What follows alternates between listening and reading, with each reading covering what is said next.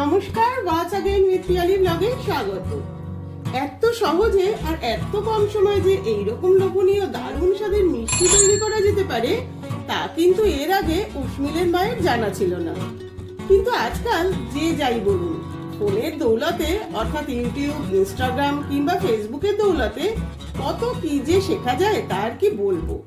শুধু কি রান্না বান্না, ঘর গোছানো, বাগান তৈরি করা কিংবা আর্ট অ্যান্ড ক্রাফট, আরো কত কি। তা সেখান থেকেই উর্মিলের মায়ের এই মিষ্টিটা শেখা।